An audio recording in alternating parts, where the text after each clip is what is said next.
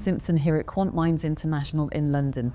Joining me now is Eric Schaanning, Group Head of Market and Valuation Risk Management at Nordea. Thank you very much for joining me. Thank you very much for having me. And based on your published research, would you tell me about your new quantitative toolkit for reverse stress testing the bank's balance sheet? This is based on published research, a paper called Finding the Blind Spots, a reverse stress testing approach for asset liability management. So it focuses on interest rate risk in the banking book.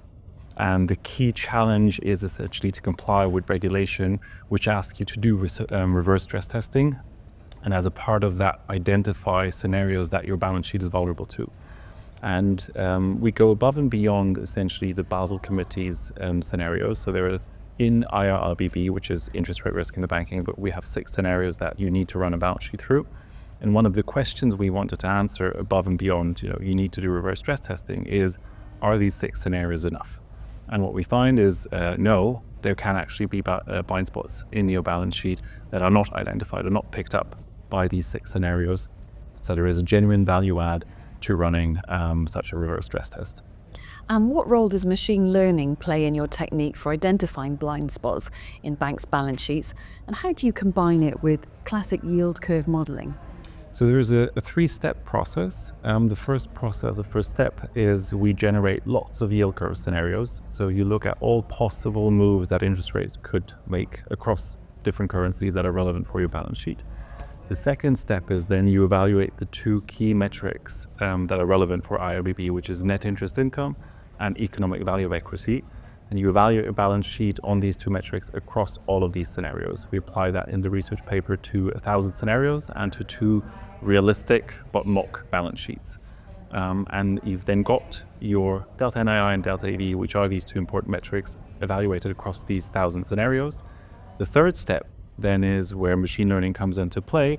This essentially gives you a huge blob of thousands of scenarios and thousands of outcomes, and machine learning then is critical in identifying patterns. So telling you what type of rate moves will hurt your balance sheet and what type of rate moves is your balance sheet vulnerable to.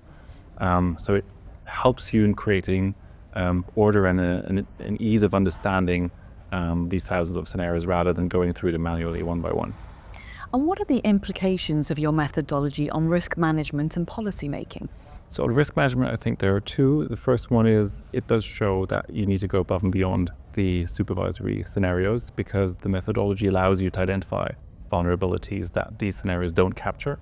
And that's actually relevant for the board. So you become aware of the key vulnerabilities of the balance sheet, and that allows you then to have a strategic discussion around such a scenario. I think it's also relevant for risk management in a research setting.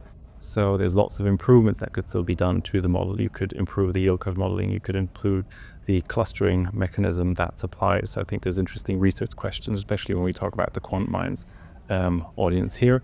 And then for policy making, I think it's relevant because you could apply it not just to a single bank, but you can apply it to the system. So you can evaluate whether all the banks in the system are exposed to the same interest rate vulnerability or not, and whether there is a concentration of interest rate risk or interest rate exposures in the banking system. Eric Schaanning, thank you very much for your time. Thank you very much.